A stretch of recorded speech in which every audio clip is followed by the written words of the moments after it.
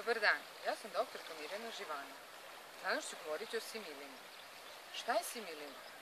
Koja je razlika između homeopatskog prepisivanja leka za bolest i similimom? Similimum je lek koji se određuje za čoveka, ne za bolest.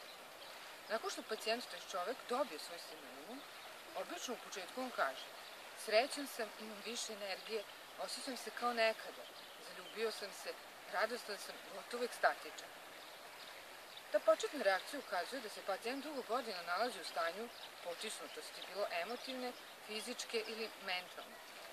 Pa nakon leka, u početku, ulaze u suprotno stanje otvorenosti, sreće, ekstaze. To suprotno stanje obično traje oko mesec, dva, nakon čega će reći da se osjećaju nekako normalno.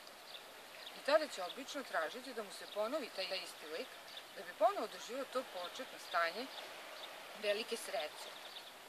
Ali svako ponavljanje leka će pacijenta odmah uvoditi u to normalno stanje. Dakle, neće biti one ekstaze sa početka, jer je stanje pacijenta pri ponovnom prepisivanju leka već bilo sasvim uravnoteženo. Similimum je stvorio to normalno stanje jednosti, u kojem je pacijent nekada bio obično davno.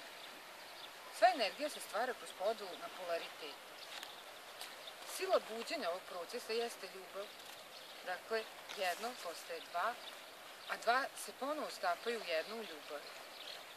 Dualnost je suština svega što se dešava u svemiru. Bilo da je u pitanju materija, prostor, vreme. Sve u sebi sadrži svoju suprotnost, a kada se nešto izuzetno razvije, ono samo otkriva svoju suprotnost. Jedno je jednoosobnost, jedno sa svim. Ovde nema dualnosti i životnih podela, i zato je duša slobodna od suprotstavljenih stavova.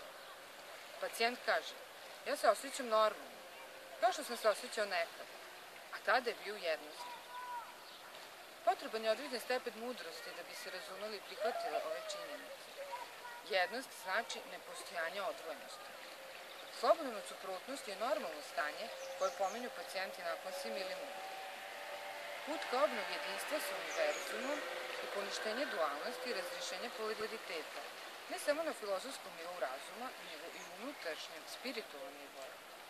Slobodan od suprotnosti.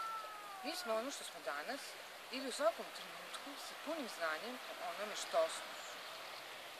Ovaj materijalni univerzum samo je tvoja utelovljena misao. Izgubi malo sopstvo, ugasi ga i tada istupa tvoje pravo sopstvo u svojoj odgonetnutoj misteriji. Ljubav ujedinjuje. Stanje jednosti i stanje ljubavi duše u kojoj ne postoji negacija i suprotnost i similimum je lek koji budi čoveku to stanje jednosti.